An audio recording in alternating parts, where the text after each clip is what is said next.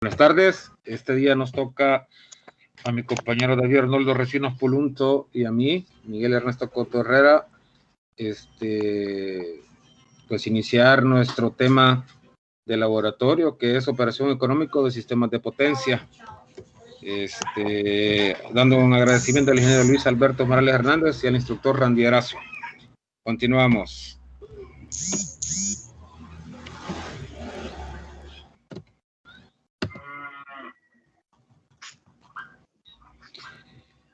Distribución entre unidades dentro de una central generadora. La operación económica de un sistema de potencia es muy importante para recuperar y obtener beneficios de capital, como mostramos en la figura, lo que es todo lo que el circuito que representa la generación, elevación, transporte, distribución, en reparto y distribución a media tensión hasta llegar al cliente final. En todo este proceso, la operación económica involucra la generación, potencia y suministro, y se puede subdividir en dos, llamada despacho económico, que trata con el costo mínimo de producción de potencia, y la otra, la del suministro, con medidas mínimas de la potencia generadas a las cargas. Para cualquier condición de carga, el despacho económico determina la salida de potencia de cada central generadora o planta, que minimiza el costo total de combustible necesario para alimentar la carga del sistema. Es decir, lo que se busca con esto es generar la mayor producción de energía posible utilizando la curva de la máquina con un costo mínimo, es decir, la curva de eficiencia de la máquina. Por lo tanto, en el despacho económico lo que se busca es la distribución de la carga a través la distribución de la energía a través de las cargas, de tal manera que siempre se esté utilizando un bajo costo de producción para una misma carga entre las plantas generadoras. Ahora,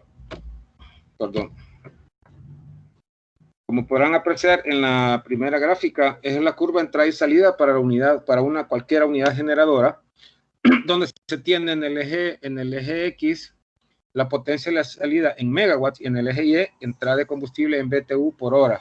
Como se puede determinar en la gráfica, los beneficios que se logran.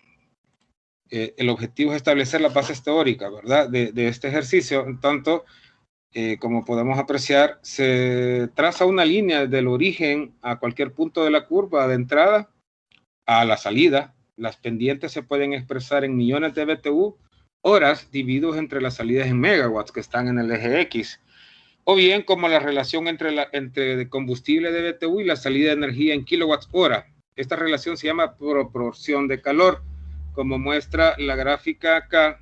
En este caso específico se logra los 280 megawatts, la cual requiere una entrada de 2.8 por 10 a la 10 BTU horas.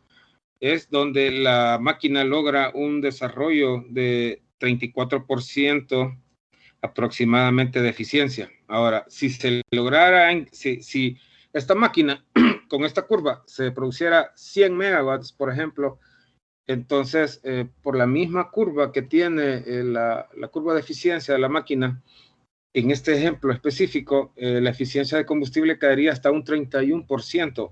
Por lo tanto, sería más caro producir 100 megawatts que producir 280 megawatts. Sería más barato producir 280 megawatts que producir 100 megawatts. Entonces, eso es lo que se busca en lo que es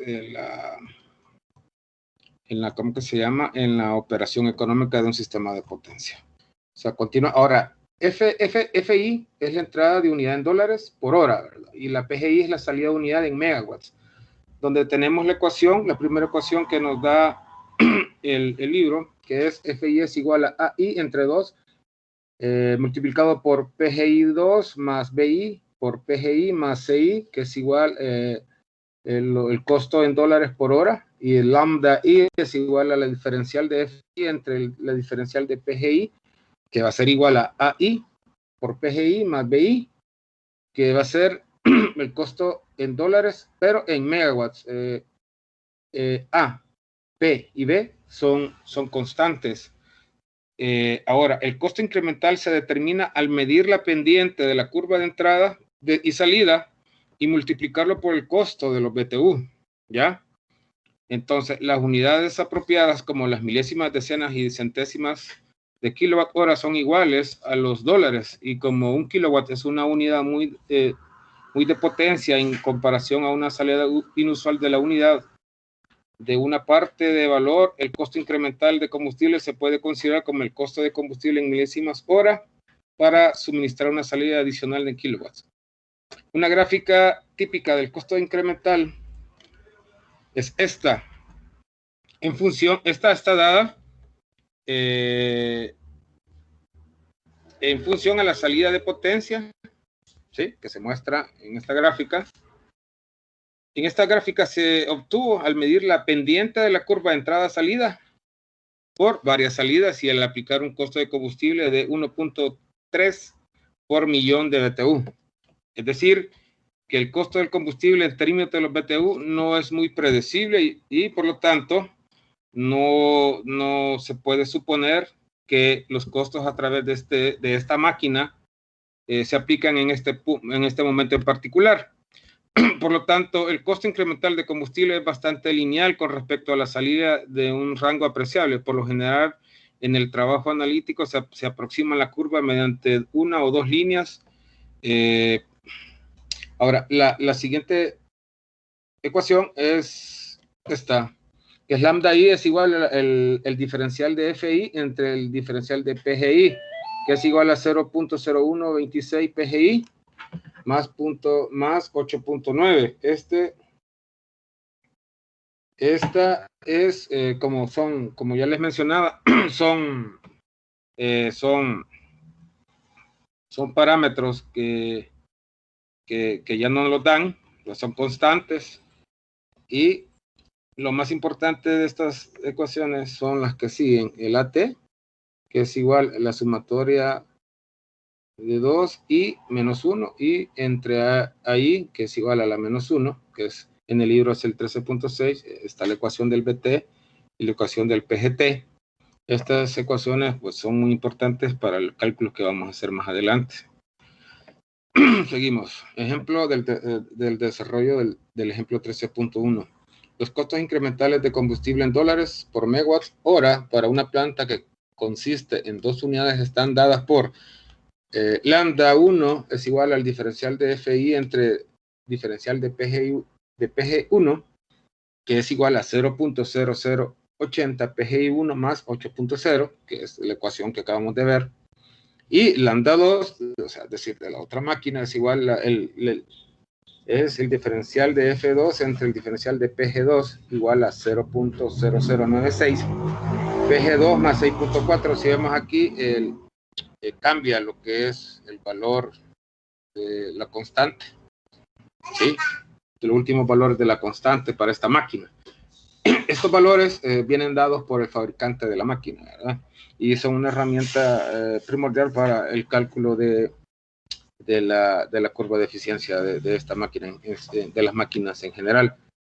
Suponga que ambas unidades están operando todo el tiempo y que la carga total varía desde 250 a 1250 megawatts y que las cargas máximas y mínimas en cada unidad son de 625 y 100 megawatts respectivamente. Encuentre el costo incremental de combustible de la planta y la distribución de la entrada de las unidades para que se alcance el costo mínimo de cargas totales. Bien, el ejercicio lo que logra es encontrar un equilibrio entre costo de generación versus producción de energía, para que haya un equilibrio, ¿verdad?, ya que las dos máquinas tienen una pendiente de eficiencia diferente. En la solución a las cargas ligeras, dice, a cargas ligeras la unidad 1 tendrá el costo incremental de combustible más alto y operará en su límite inferior de 100 megawatts para que el diferencial de F1 y diferencial de PG1 es de 8.8 megawatts hora. Cuando la salida de la unidad 2 es también de 100 megawatts, el diferencial de F2 sobre el diferencial de PG2 es de 7.36 dólares por megawatts hora. Por lo tanto, en la medida en que la salida de la planta se incrementa, la carga adicional puede provenir de la unidad 2 hasta que el diferencial de F2 y el diferencial de PG2 sea igual a 8.8. Hasta que alcance este punto, el costo incremental de combustible lambda estará determinado solamente por la unidad 2, ya que es la que cuenta con una mejor eficiencia. Cuando la planta es de 250 megawatts, la unidad 2 suministrará 150 megawatts con el diferencial de D2 entre el diferencial de PG2 igual a 7.84 megawatts. Cuando ambas máquinas estén a 8.8 megawatts hora, entonces tendríamos la siguiente ecuación, es decir, 0.0096 PG2 más 6.4 es igual a 8.8, que es lo que se busca. Más adelante vemos la tabla de las máquinas en diferentes puntos de generación. A 250 megawatts, la lambda de las ambas máquinas sería 7.84 dólares por megawatts, donde la primera máquina produciría 100 y la otra 150, ¿sí? Y la eficiencia, que es 8.8, se logra cuando ambas producen 350 megawatts, donde la primera está produciendo 100 megawatts hora y la segunda máquina 250 megawatts hora, que es la que representa mejor eficiencia. Y podemos ver a 500 y hasta 1250, donde ambas están a 650 megawatts cada una, pero el costo dólares por megawatt hora aumenta prácticamente al doble, a 13 dólares. Así se va apreciando lo que es los costos de producción en cada una de las máquinas dependiendo de la generación y versus su curva de eficiencia. Entonces, para cada unidad tenemos aquí que la lambda total de AT por PGT más BT es igual a 9.4545 dólares por megawatt hora, lo que conduce a las cantidades que ya anteriormente habíamos dado. Ahora nuestro compañero Puluntu va a seguir con el tema. Bueno, vamos a continuar. Me corresponde a mí hablarles acerca de la ecuación de las pérdidas por transmisión. La ecuación por pérdidas de transmisión, pues sabemos que para obtener la ecuación de las pérdidas de transmisión en términos de salida de las plantas generadoras, se considera pues un sistema simple consistente, ¿verdad? En dos plantas generadoras y dos cargas, donde la red de transmisión pues se representa por medio de la matriz de impedancias de barra. Entonces, para este cálculo de pérdida de transmisión tenemos que se va a trabajar por medio de dos etapas. En la primera etapa se aplica una transformación de potencia invariante en la Z barra del sistema para expresar sus pérdidas, únicamente en términos de corriente del generador. Me pasa a la siguiente, compañero. Tenemos en la segunda etapa, pues se va a trabajar la parte de transformar las corrientes del generador en las potencias de salida de las plantas, lo que lleva a la forma deseada de la ecuación de lo que sería de pérdidas del sistema con un número de K de fuente. Y tenemos que la corriente I3 más la corriente I4 va a ser igual a la corriente D, suponiendo que cada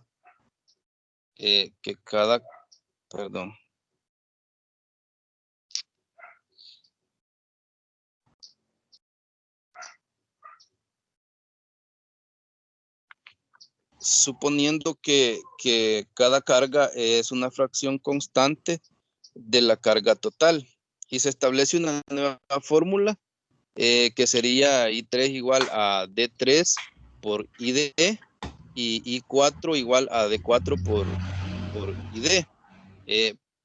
Pase a la siguiente, compañero. Entonces nos dice pues que al sumar los términos de las ecuaciones que se vienen trabajando, ahí aparece la numeración, se puede generalizar para un sistema con más de dos barras. Y se selecciona ahora el nodo N. de la figura 1315 que venimos trabajando, que se toma como referencia para las ecuaciones nodales. Ahí podemos observar la ecuación de impedancia en base a los nodos, donde nos dice pues que la notación de doble subíndice hace énfasis en el hecho de que los voltajes de barra se miden con respecto al nodo de referencia. Me pasa la siguiente, compañero. Entonces nos dice pues que cuando el sistema tiene K fuentes, dependiendo del número de fuentes, el lugar de las dos analizadas, por ejemplo, los vectores y matrices K y K, columnas, y las sumatorias van de los límites 1 al límite K, de manera que se obtienen la fórmula general que hay para las pérdidas de transmisión, que es la que se muestra ahí en pantalla, ¿verdad? Donde los términos B pues se llaman coeficientes, o como también se pueden llamar coeficientes de pérdidas, y la matriz cuadrada de B que es K por K, que siempre sería en este caso simétrica. Pasamos la siguiente, ahí, aquí pues planteamos directamente lo que sería el cálculo de un ejercicio práctico, ¿verdad? Como para mostrar los cálculos de pérdidas, ¿verdad? Donde nos dice pues que calculemos los coeficientes B del sistema y demuestre que las pérdidas de transmisión calculadas por la fórmula de pérdidas coinciden con los resultados del flujo de potencia. Entonces acá podemos ver que en este ejemplo nos dan los parámetros, ¿verdad?, de lo que son las líneas y las barras, ¿verdad? Trabajándolos con una base de 230 kV y 100 MVA base. Estos tenemos también lo que sería el caso base, que sería la continuación de lo que serían los voltajes de las barras, que nos dan las potencias aparentes, las potencias reactivas, nos brindan de una vez lo que son la magnitud y los ángulos de las barras, y siempre el voltaje pues base va a ser 230 y 100 MVA. Pásenmelo, compañero. Entonces, de acuerdo ya a los resultados, tenemos acá lo que sería la matriz de impedancias, ¿verdad? Acompañado justamente con lo que sería la matriz de reactancias, ya con sus respectivos datos, ¿verdad? Y tenemos de los resultados del flujo de potencia, aquí nos muestra la tabla 13.3, que es la base, se calculan las corrientes de carga, por lo que tenemos en corriente I3 y corriente I4. En la corriente I3, en el cálculo, pues nos da 2.69, 4641 con un ángulo de 147.1331.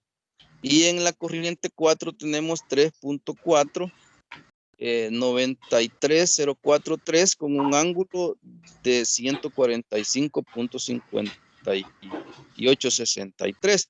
Y pues entonces pasamos a encontrar lo que serían los parámetros D. El parámetro D, que está compuesto por la corriente I3 entre la corriente I3 más corriente I4, que serían lo que se ha encontrado en la parte superior. Y tenemos que tenemos un total de 0.435473 más J 0.006637. Estos valores están en forma rectangular. Y en lo que sería la D4, que tenemos un total de 0.564527 menos J 0.006637, que sería el valor de los parámetros de D3 y D4. Próxima, compañero.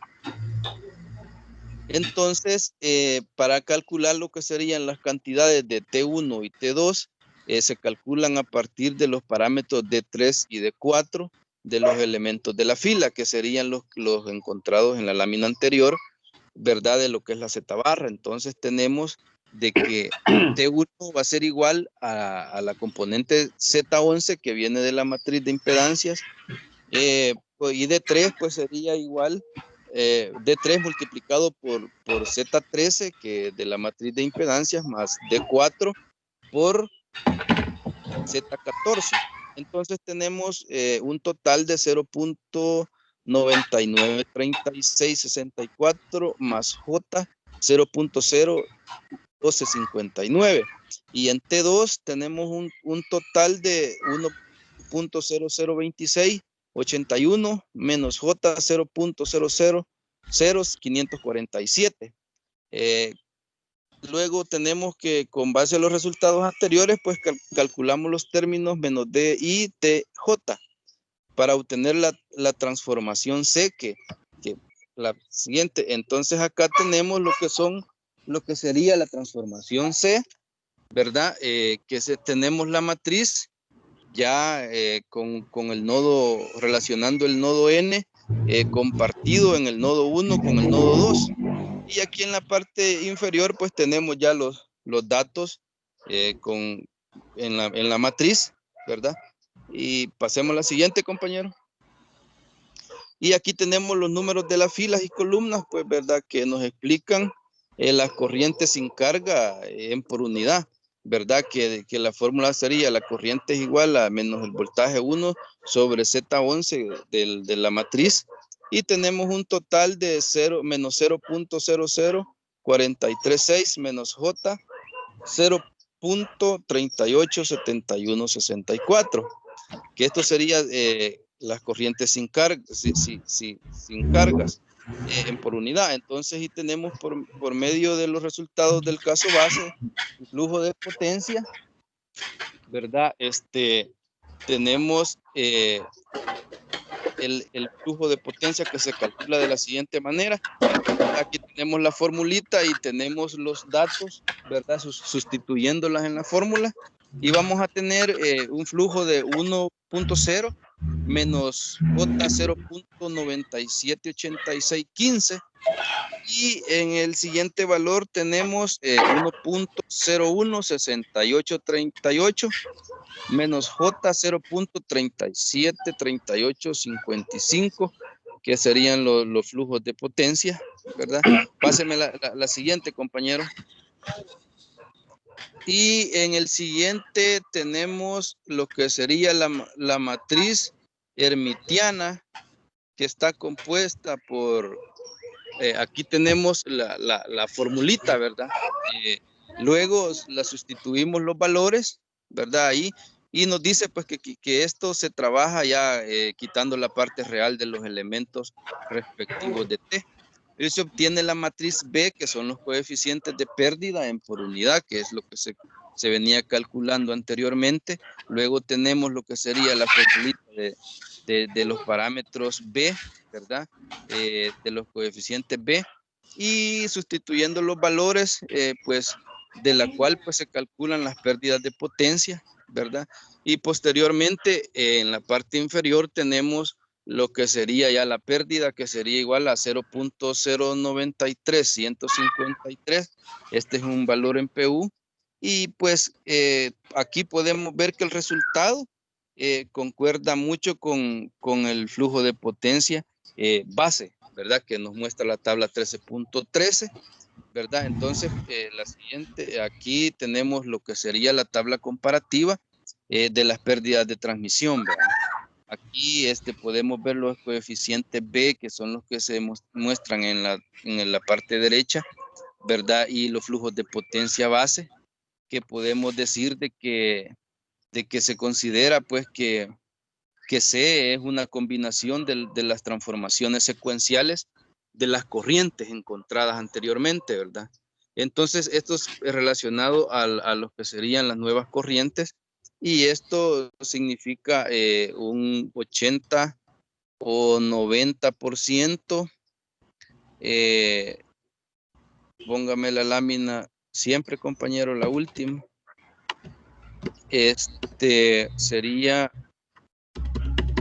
Significa los valores encontrados, un 80 o 90% de comparación con lo que serían los parámetros bases del sistema.